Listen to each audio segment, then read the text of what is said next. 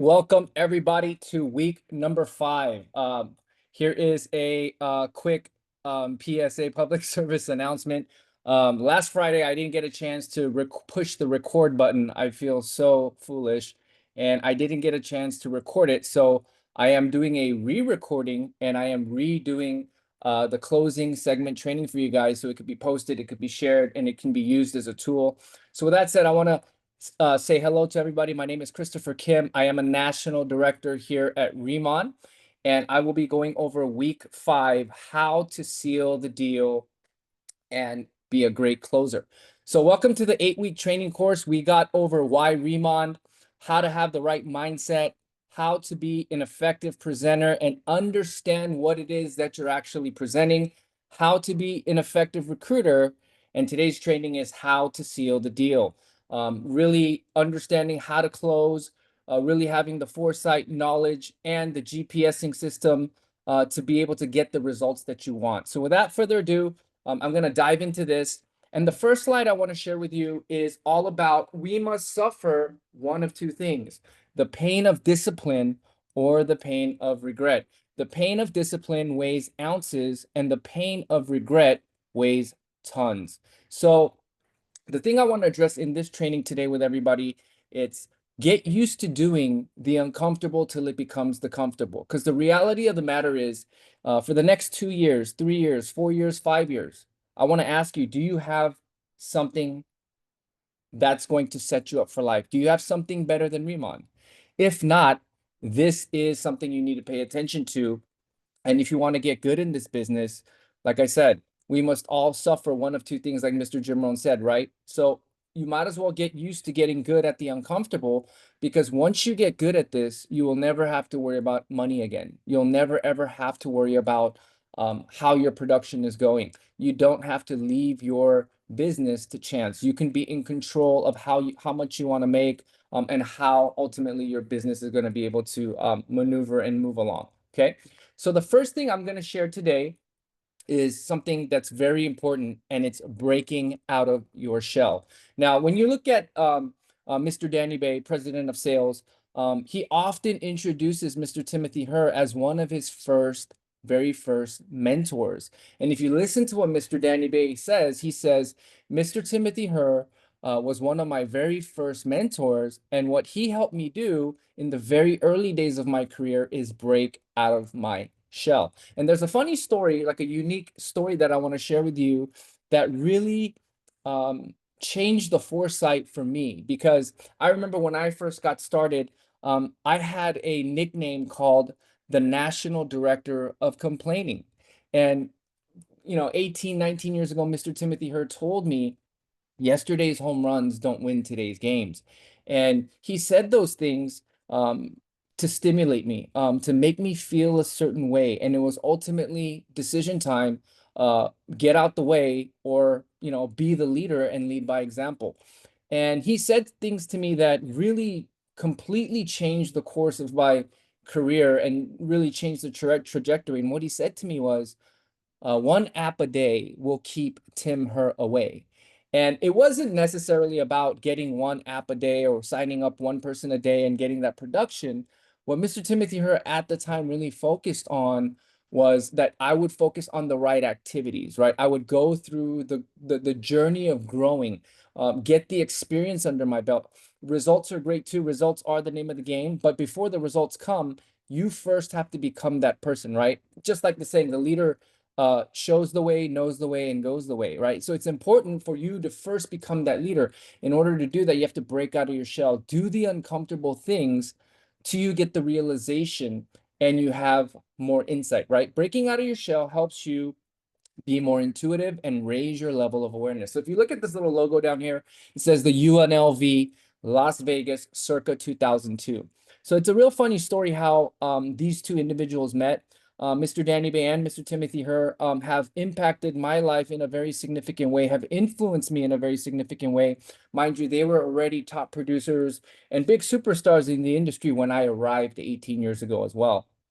But the story that Mr. Timothy first told me about Mr. Danny Bay was he went to a home meeting, and there was all these people at the home meeting, and it was a bunch of people that were top producers, people with great production like numbers. But when Mr. Timothy Herr was scanning the room, he saw Mr. Danny Bay in the corner with a suit on, very serious about his success, really hammering his downlines about how important these activities are.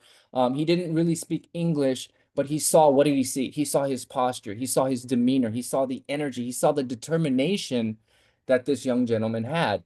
And he had stated to the upline running that event that night, hey, and he pointed over at Mr. Danny Bay, that's your guy. That's the leader. That's the real E.F. Hutton in the room. The E.F. Hutton is the guy that commands leadership, commands the attention. Like when he speaks, people listen, right? There's these people that naturally have these traits. And Mr. Timothy Herr was pointing him out over and over that that guy's the leader. And, you know, it was easy for somebody to overlook Mr. Danny Bay. But before Mr. Danny Bay became the Danny Bay that we all know today, Mr. Timothy Herr was able to identify greatness before he became the person he was supposed to be. And the reason why I want to share this with you is Mr. Timothy Herr is like the Yoda, like the GOAT. He's been doing this 30 years. You know, he developed people like myself. He's developed people like Mr. Danny Bay. He's developed people like Miss Betty Perez. But he has this foresight. And ultimately, what Mr. Timothy here was really good at with Mr. Danny Bay was navigating him and doing the necessary activities that was going to matter, right? And the reason why I give you this UNLV is because when he first met Mr. Danny Bay, he saw this unlimited potential based on who this person can be. And Mr. Timothy here decided to just strike a quick uh, friendship and just introduce himself and say, hey, let me show you how this is done. And of course, in the beginning, Mr. Danny Bay had some of his guards up. He wasn't really sure, but he took upon the challenge. And Mr. Timothy Herr took Mr. Danny Bay to UNLV University in Las Vegas, Nevada, onto the campus. And mind you, um, cold market recruiting doesn't work. It's not that effective. But knowing that, he took Mr. Danny Bay here, not necessarily get great results or get a great recruit out of the matter. If they did, great, but that really wasn't the reason why he took him there. It was to break him out of his shell. He knew that Mr. Danny Bay was going to get 100, 200 no's all day long marketing to cold markets. But what he would gain out of that activity was a thick skin, you know, the foresight and the aha moment and the light bulb going on to understand it's about the money-making activities more than the results, right? To get him so numb that when you go recruit and you're trying to close somebody, you're not scared, you're not awkward, you're not uncomfortable. It just becomes like second nature. So it was that exercise and that mental preparation that he was trying to show Mr. Danny Bay and break out of his shell. So when you hear Mr. Danny Bay's testimony about Mr. Timothy Herr, you'll hear that saying, breaking out of your shell. But it's so important to break out of your shell when you want to be an effective closer. The reason for that is because oftentimes there's always going to be three types of closers in our business. And it's not just our business, right? It could be in insurance sales, it could be freelancing, it could be door to door, it could be telemarketing, network marketing, anything that is a commission based. You're going to often find that there are three types of closers. The first one is what I call good closers. You see, good closers sell features, right? And it's very easy, right? If you're determined, you're motivated, you have this burning desire, and you're willing to do the work, you're willing to put in the time, you're willing to do the money-making activities, then you're going to be able to sell features, right? Why? Because the product confidence is there, right? You're going to be product orientated. Most people become good closers, right? Because they lead with the product. There is an opportunity aspect for people to join you, make money together. And I would say this is where you would kind of scratch the surface. But as you start to move along and mature in the business or age like fine wine, as I would say, you start to evolve and become a great closer. And great closers are able to sell outcomes. What I mean by this is they become leaders. They're often duplicatable. They're consistent, persistent. There's a saying, right? If you're persistent, you'll get it. And if you're consistent, you'll keep it, right? And these types of leaders that often turn into great closers are system driven. They're very, very detailed and emphasize the duplication of the business. But as more and more time passes by and you go through life, you get experience. And what I talk about aging like fine wine, you often end up becoming an elite closer, and a great elite, an amazing elite closer is able to sell feelings, right? And this is why we often emphasize posture, and often it's always going to be about the transfer of emotion, of how you make somebody feel. Now, this little picture right here is a movie from the 90s called Glengarry Glen Ross. But what makes this so compelling to me, and the reason why I put this picture up here, um, now I have to give you a warning. This is a parental advisory movie, a rated R movie. It's not suitable for kids to be around to listen to this, but you can go on YouTube and go find the clip for yourself. And it's very aggressive. It wouldn't be something that ladies would likely relate or bond with. But what I wanted to show you here is Alec Baldwin as an actor does an amazing job of portraying, as he acts, the transfer of emotion as a sales agent. He goes off on to the people that make excuses, can't deliver results, and he's this top producing sales producer, and he comes in to give these people a wake-up call. But remember, what he is explaining, if you could kind of read through the lines and some of the profanity and the aggressiveness, he's talking about the transfer of emotion, having posture, and a great closer, a great salesman, somebody that sells something, an elite one, is able to transfer emotion and sell feelings. So when you get a chance, try to go on YouTube. Go ahead and take a look at this clip. Don't put too much weight on it, but this is really the psyche of how to deliver that transfer of emotion, right? So embracing your journey from good to elite. And this is what I was talking about. You know, every great leader, every great teacher was once a great student. And when, you know, Mr. Timothy Herr, Mr. Danny Bay first got started, they were able to be good sellers. Why did they become good sellers? Because they had the motivation, they had the burning desire, they had the willingness to do the activities, and they were able to borrow their upline's confidence, their sponsors' confidence, product confidence.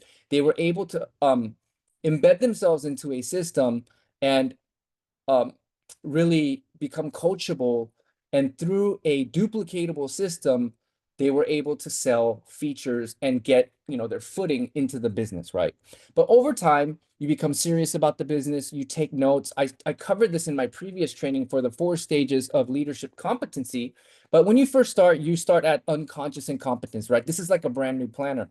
They don't know what they don't know. They don't know what to do, and they don't know anything, right? But over time, on your way to become a great closer, right? You become conscious incompetence, where you understand that you don't know and you don't have the capability, and the help of your upline is required. And over time, you learn how to do a presentation, you learn the comp plan, you understand how these products work, and now you're conscious competence, right? Maybe you're a team leader. This is really where great closers end up, at conscious competence, right? In that third level, right? At this point, you know, at this juncture of Mr. Timothy Herr or Mr. Danny Bay's career, you know, they were really, really great students of the business. They were top producers, top money earners. And if you look at this picture right here of Mr. Timothy Herr, this is a picture of Mr. Timothy Herr winning a competition and receiving an S500 Mercedes for the first time, getting his trophy by his mentor. So if you look at this picture to the left, there is a gentleman standing next to Mr. Timothy Herr. This gentleman is also like a first generation icon of our industry. He actually mentored Mr. Timothy Herr. He mentored Mr. Danny Bay in the early days. I also had a chance to be mentored by this gentleman for about 6 months in the later last stretch of that company we were all together with. And if you look at this picture of Mr. Danny Bay, what happened? He was super coachable. He became a great leader, and he duplicated his upline, and he went ahead and even got an S500, right? So great closers are able to sell outcome because they're masters at duplication. They copy their upline. They're already programmed to copy the successful people. But over time, when you become unconscious competence, right? This is second nature. You know, you don't have to think about breathing. You don't have to think about running. You just do, right? And when you become unconscious competence, this is like the pinnacle where you've aged like fine wine, and you get to a point where elite closers are able to sell feelings, that emotion, that transfer of emotion, having posture, right? How many of you guys enjoyed Mr. Danny Bay his messages and training on stage. How many of you guys enjoyed Mr. Timothy Hurst's training at this past 2025 RIMAN Roadmap Convention? It was amazing, right? You left with this ignited fire in your heart. They were able to transfer that emotion. So the next slide I'm going to go over is a really cool video. Obviously, I share a lot of training content regarding Mr. Brian Tracy. He has impacted my life significantly. Just, just by the way he delivers his message, I was able to kind of relate with him the most, and I was able to vibe with his messages. And it really gave me a turning point. It really gave me an aha moment. It really gave me that light bulb to turn on when that I needed when I needed it most, right? So this video is all about when closing, why your warm market matters most. Okay. So I went to Google and I looked at the AI overview and I asked closing stats with a warm market. So what is a warm market? A warm market is usually people people that you already have a foundation of trust, right? And what is a cold market? A cold market is usually people you don't know. There is no layer of trust. And it's kind of like, shooting in the bucket, throw something on the wall, maybe something will stick. But let's see what the AI overview has to say here on Google. Based on industry data, closing rates for a warm market, which are contacts who have an existing relationship with you or your business, can range from 15% to over 30%, with some studies citing rates as high as 50%, meaning in a warm market, maybe even 1 out of 2 is a conversion rate. Maybe talk to 1 out of 2, you're going to get them to join, right? 50% for high intent warm leads. This is significantly higher than the average closing rates for cold leads, which hover around 1 to 2%. So the wide range in statistics depend on the specific sales context, but several metrics illustrate the effectiveness of warm market and referral-based sales. So this video I'm going to share with you, he's going to talk about really what the new standard is for being able to sell, and he's gonna emphasize something about feelings, so please pay attention. If you're in sales, as I was for many years, you don't really have a choice over the product. You have to assume that your company has produced a good product or service and they have priced it well in a competitive market. So your job is to sell more of it. And this brings us to the great breakthrough of the 21st century, is that all sales in the 21st century are relationship sales. They're relationship sales, which means that people do not buy the product or service, they buy how they feel about the person selling it. And then the product or service becomes important. So the first job of the sales professional is to take the time to develop a relationship of trust and credibility with the prospect. First and foremost, they buy based on how they feel, right? You caught that? And he also said in the first part, you have to assume your company has made a great product and priced it extremely well in a competitive market, which RIMAN has done. This is easy to categorize, but most companies haven't done this, right? There's margins, there's white labeling, OEM labeling. There's probably a main manufacturer making for all the same companies, but not RIMAN, right? This fits the true profile that Brian Tracy's talking about. And remember, I talked about elite closers sell feelings. And Brian Tracy talked about they're selling feelings, and people are going to buy based on how that individual made them feel. So the most important part to remember is selling feelings and going after your warm market. Having posture and confidence If you're in sales, always build trust. Now, let's go over the most important part. Why do the top producing planners get rejected more and they still win? Think about that. Why do top producing planners get rejected, I will say, way more and still win? Why is that? Because top producing planners use a formula. They close with a very, very predictable formula, and top producers play on a different playing field, a completely different playing field than most. So what does that playing field look like? So this is a predictable formula that we always use.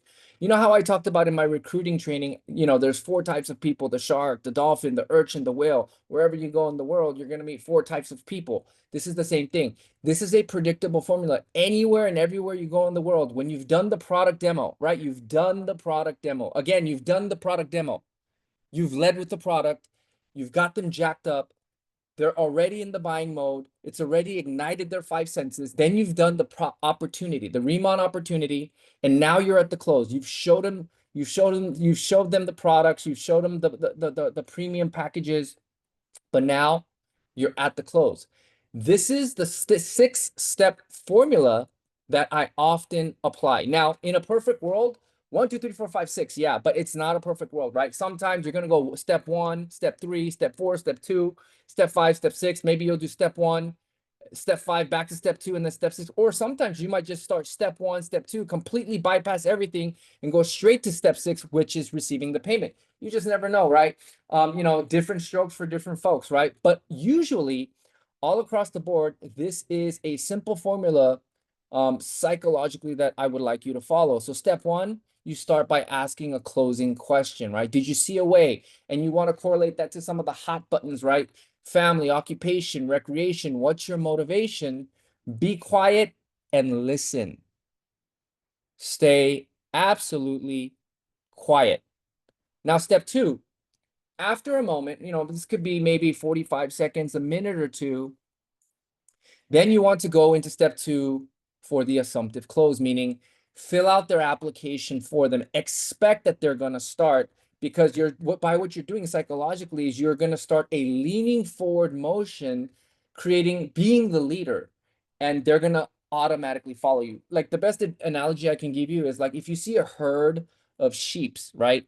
And in order for them to leave the cage, they have to go through this one hole, right? They're not going to go through the hole.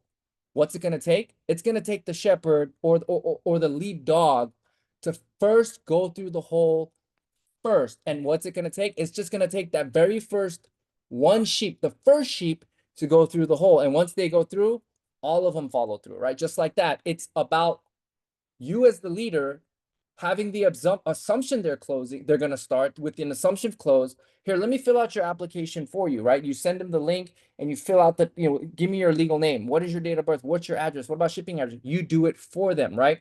And once you get to the assumptive close, you're going to end up at step 3, which is isolate the objection, right? At this point, you're going to see body language. You're going to be maybe seeing uncertainty, not necessarily a no, uncertainty, or maybe a hesitation. At that point, at step 3, it's important to have posture, confidence, sense of urgency, lead with honesty and full disclosure, but a slight fear of loss, right?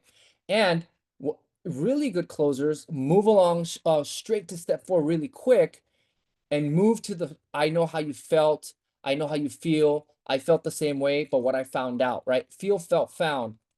And here's what I found out. And they start to relate really fast, right? When you relate, this is going to alleviate questions. It's going to alleviate doubt. And then this is the time when the objections start coming out. When you're starting to create that cushion, you're making it comfortable for them to start asking questions. People will be afraid to not join you if they know you know where you are going.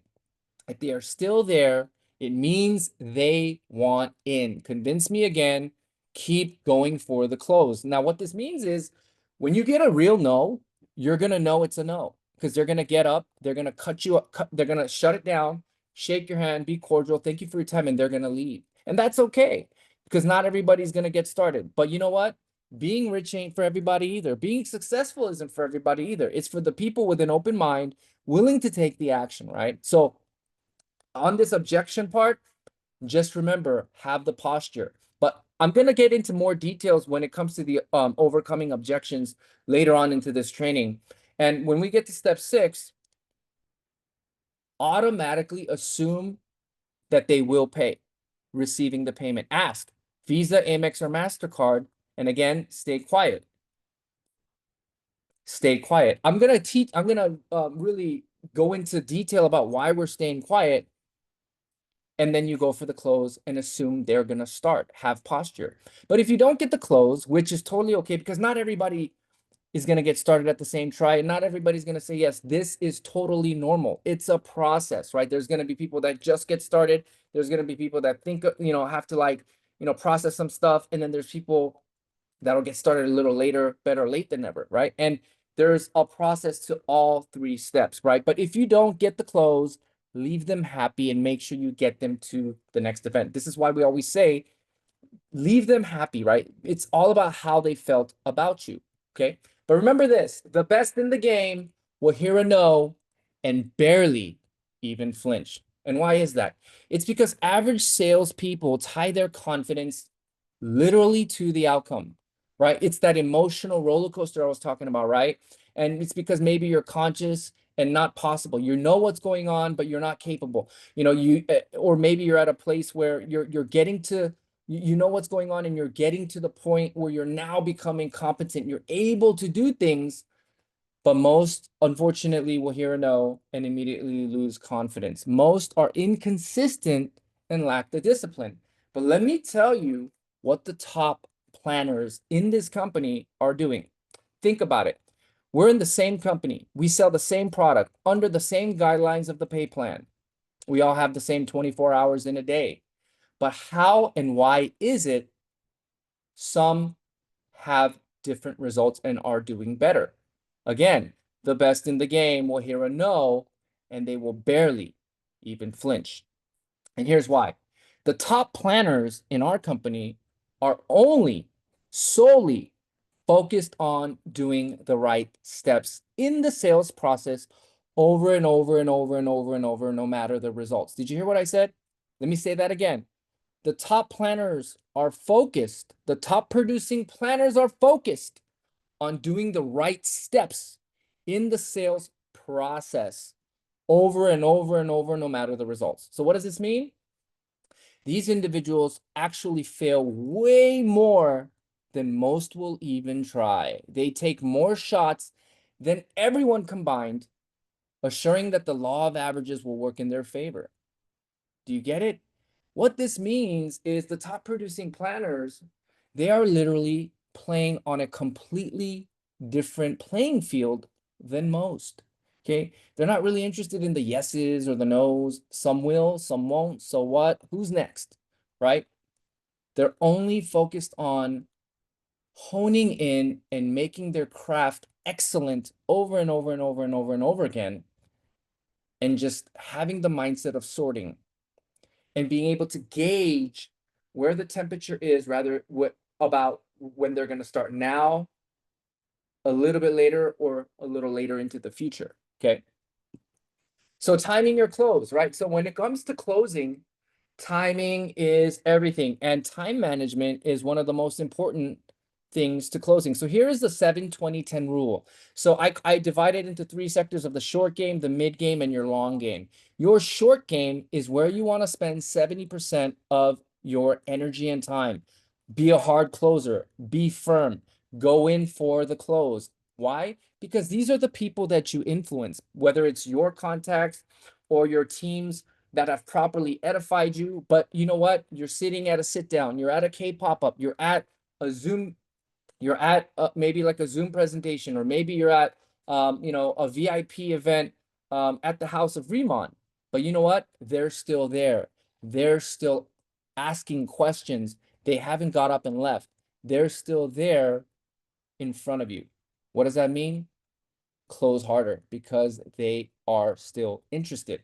Now, the mid game, these are people probably that are your equal peers, maybe your friends, right? Maybe people you grew up with, right? Maybe they trust you, but they don't necessarily respect you. You know, my friend from elementary school, he doesn't say to me, "Good day, Mr. National Director of RIMAN, how are you?" No, he just says, "Hey, what's up, Chris?" To him, I'm just his buddy Chris, right? And these people might require a little bit more time, where the fortune is in the follow-up. Maybe you need to use the tool of edification and introduce them to your upline director, senior director, or national director. Why? Because those that are edified bring the respect to the table, while you and your friend bring the trust to the table, right? So this is where you want to spend maybe 20% of your time in the mid game of focusing on things. Now, 10% is the long game, right? These are people that maybe influence you, or maybe you look up to, right? Like top producing senior director, Mr. Robert Nam. He often says it took me 8 months to recruit him, right? On the eighth time, he said yes, right? So in the meantime, what did I do? I still focused on my business. I focused on the short game and the mid game, while I still did the checkup on the long game and follow up after follow up. So make sure you guys make it a point to apply the 7-20-10 rule. Now, getting a yes, did you know that there is a specific formula for somebody to tell you yes and make a decision right then and there? Now, here's the nuance, okay? It's a lot harder to get it done on Zoom because we don't know how we're feeling on a screen, right? The intuitive, the human interaction, the humanism, the vibe, quote unquote, that we feel maybe at a K-pop up or a live event is not there. So remember, this has to do with more in-person interaction. But in order for you to get a yes, remember, you must achieve all three of these to get a yes. Miss any one of the three, you will get a no. And it's reason, profit, and doable. Is it doable? Doability, right? Reason number one, doesn't make clear logical sense and give them a reason clearly why they should do it. Has that criteria been met in that prospect's head? Profit.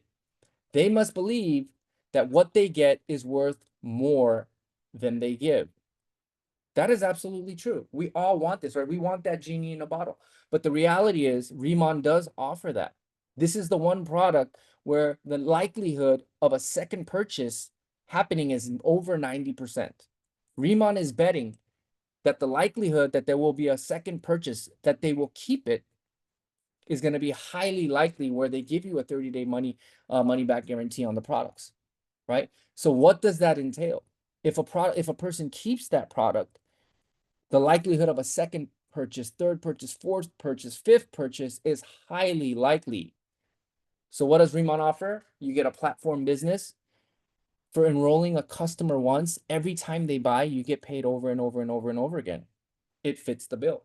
Now, is it doable? Now, these are easy, scalable actions that are needed for success.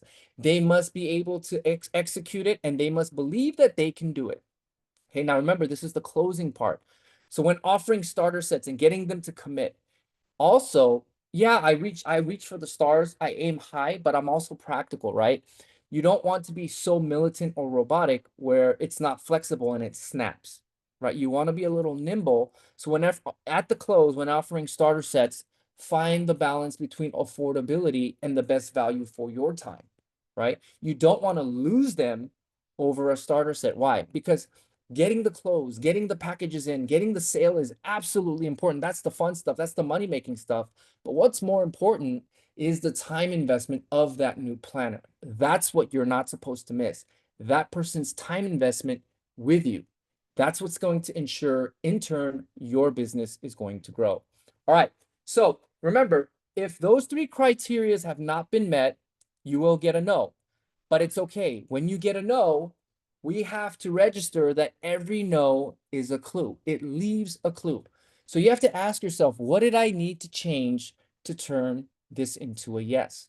Don't be thrown off by rejection, but use it as an indicator. Remember, in my last training about the mindset, having your why. What is your why? And I showed that little picture about your why being so big that when an obstacle comes, the why is so great that you're able to go over that hurdle and keep pushing forward, right? Get off the emotional roller coaster. Don't be thrown off by rejection. Don't be insulted. Don't be hurt, but be smart and use it as an indicator, a temperature gauge that's going to make you better. Check which criteria wasn't met. Was it reasoning? Was it profitability? Was it a doable action? Success leaves clues. Okay, now let's get to this part, right? The dreaded, I need to think about it, right? I gotta think about it. Well, you know what? Here's the reality. Nobody just goes home and thinks about it. Nobody goes home after your meeting, gets into this crouching position, puts their puts their elbow on their thigh and puts their fist on their forehead and starts to think. Nobody does this, okay? But here's the key. There's a lot of missed chances from failed awareness, okay? When somebody tells you I need to think about it, this is the calling card for you to figure out one of the two. Number one, they don't want to buy. They just don't want to buy. They're not interested and they're not going to buy. That's okay. Don't be hurt. Don't be emotional. Some will, some won't, some wait, So what? Who is next? But in the event they do want to buy and they're still there, the body language is saying something different from what they're speaking. The important key is to find out what the unvoiced concern is. And you can do so by asking questions. And a lot of the times, 9 times out of 10, it could be the monetary issue. Okay. But remember, the key is to ask questions and figure out one of the two. Here's another um, here's another tip that helps out and is effective really, really well before you start your presentation. Starting your presentation with the close. Right now, I'm going to give you enough information to make an educated decision if RIMAN can help change you and your family's financial future. With you taking up your time, and of course, me taking up my time. When we're all finished today, give me a simple yes or a simple no. Obviously, because you and I both know that saying maybe or I need to think about it is just a nice way of saying no. Is that fair with you? Look him in the eyes and get a firm handshake and stay quiet. Be silent. This is the best technique you can ever use. Why? Because you're taking away the excuse from the beginning. You're taking away the reason for them to not, you're taking away the actual reason and excuse to say, I need to think about it. And there's really nothing else to say afterwards. And you kept it real. You had a heart-to-heart talk with this prospect, right? Now, overcoming objections, right? Now, this is the fun stuff. Now, when the objections start to come, remember, questions are the answer. Secret to overcoming objections. You want to welcome these objections. So these are the 6 reminders. Objections are buying signs. They are not rejection signs. So when objections start, I want you to get excited because this is the true indicator that they're still here, that they're still interested. But all they really want is for you to remove that fear. Now, fear is an acronym, FEAR, false evidence appearing real. False evidence appearing real. You as the sponsor, you as the expert to the prospect, your job is to remove the fear. And that's why we want to welcome objections. You want to remove the false evidence appearing real. Objections are a natural process in the decision-making process. Did you hear that? It's a natural process in the decision-making process. Give us knowledge. It gives us knowledge on where to spend more time. Okay? An objection is simply a sign that the person is seriously interested. They just need the false evidence appearing real to be removed. Most objections are misunderstandings that need to be addressed or questions that need to be answered. Again, false evidence appearing real. You want to welcome objections. These are the true buying signs. As you see, Jeb Blount, he's a very famous author. Mr. Timothy here loves this book. He has extensively studied objections. And in this book, this is what he's talking about. When the objections start, that is the buy signal. And when you address all the objections, guess what? There are no new objections. After that, it's easy to move forward. They're not going to keep coming up with new ones. Once it's addressed, it's all positivity downhill from there. Okay. Repeat the objection, right? So tell them, is this what you're concerned about? Is this what you're worried about? Is this what your concern was? Jump on their side, become an assistant buyer, and help navigate through the negativity, right? And also, here is another technique, taking it away. So, why do some people buy more or insist on joining when you tell them not to? Why do they all of a sudden flip and insist on joining or insist on even buying? Let me tell you why. Reverse psychology in sales, it actually works. The quote unquote, maybe it's not for you, or maybe some other time we could do this another time, quote unquote.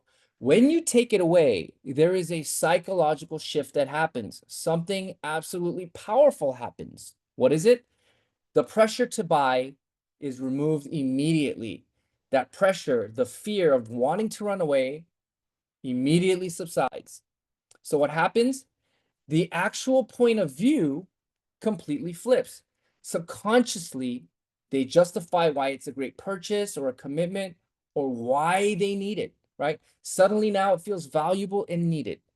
So ultimately, nobody wants to be sold, but everybody loves to buy if it's their decision. How is that so true? I can totally relate with that quote. Now, when we get to the payment, this is the fun part, guys. Payment. State it clearly and stay silent. Just be quiet. It is decision time. This is prime time, go time. See, most tend to panic in the silence, right? They say, like, you could cut the silence with a knife and you can hear it, right? But there is no need to justify pricing. They know it too. So let them think, let them process, and wait for them to speak first. Because if you have the posture, you're confident about your price and the value you bring, your customer, your future planner, they're going to be confident about the purchase, right?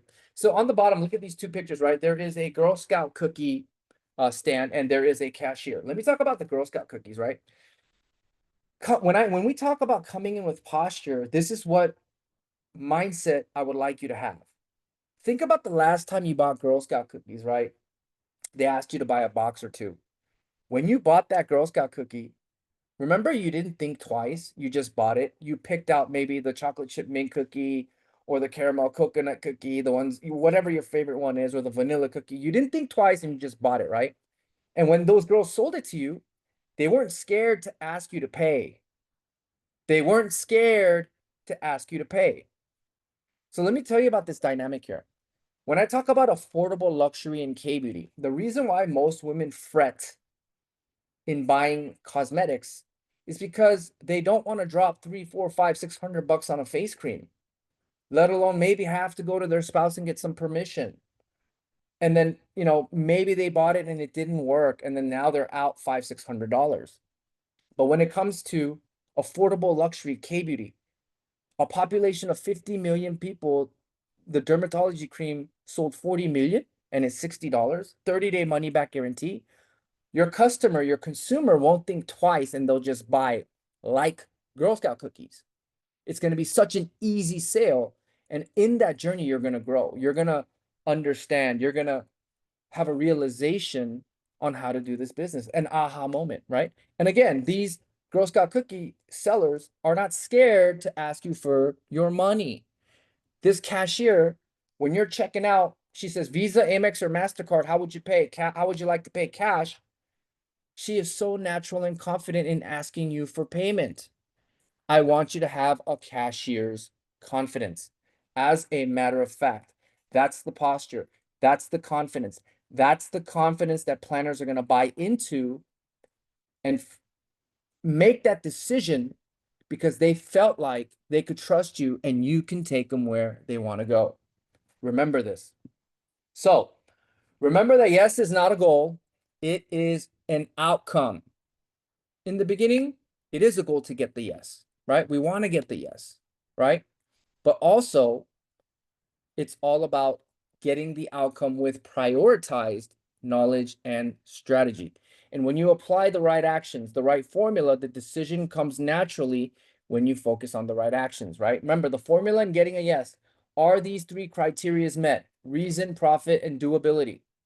And also, when I get to the close, am I prioritizing the 6-step formula in closing, from getting everything out the way, presumptive close, asking a closing question, cushion, overcoming the objections, and signing the application for them and putting in the payment info for them and welcoming them to the team. So these are really the formulas you need to focus on. The decision will come naturally when you focus on the right actions. So these are some of the quick start bullet points to how to close. Have posture, be confident, have a sense of urgency and fear of loss, because those that know where you're going will be scared not to follow you. Have the application ready. Be ready to send your enrollment link. Be ready. Always expect the premier starter set. You decide what duplicates and what your time is worth, but also have that balance to let people get in where they fit in, and when they actually see the value, realization towards the value, you could always upgrade, right? The fortune being in the follow-up. Did you see a way? Hot button, right? This is where when you first start with the closing question at the assumptive close. Ask a closing question, listen carefully, relating with feel, felt, found. I feel the same way. I feel the same way. I felt like that too, but here's what I found out, right? Often I like to describe it as when I first came, I was skeptical, doubtful, and negative, but in the back of my mind, I was hopeful. 7 no's equals a yes. The fortune is in the follow-up. 15% of people that do more than 7 follow-ups get 75% of the entire production. Fill out their application for them, right? Do the enrollment link with them. They're going to feel more confident, feeling like there are no errors. You're removing the fear. People will be afraid not to join you if they know you know where you're going. If they are still sitting there, remember, they want in. If they're a no, they will clearly let you know, tell you have a nice day, and ask to be excused. Some people close to live, others live to close, right? Some people close because they have to, but some people, they do it with passion because they want to change lives, and they find the thrill in growing and duplicating this business. If you don't get the close, leave them happy and get them to the next event. Remember, our business is all about promoting the next event and a series of pending events. So here's what I want to leave you with this as I close. In the world of recruiting and closing, potential planners and customers were never yours to begin with. So what does that mean? You have everything to gain and nothing to lose. You miss 100% of the shots you do not take. Have no fear. Have posture. Be brave. Why? Because you have to be like a rhino in this business. I often talk about rhinos, as a philosophy, a rhino mindset, the rhino vision, but it's absolutely important. And I'm going to say it again today. You see, rhinos have 3 characteristics. Number one, they're very, very thick skinned. You have to have a thick skin in this business. Is your why more important than that one person that told you no? Are you willing to go tell your family, we quit on our dreams, we quit on our hopes because that person said no and they made me feel discouraged? Absolutely not. Be thick skinned. The second characteristic is rhinos have peripheral vision. They can't see left and right. All they can see is forward, eyes on the prize. Don't focus on your left. Don't focus on your right. Don't worry about what someone is doing over there or what they're doing over there. The grass is not greener on the other side.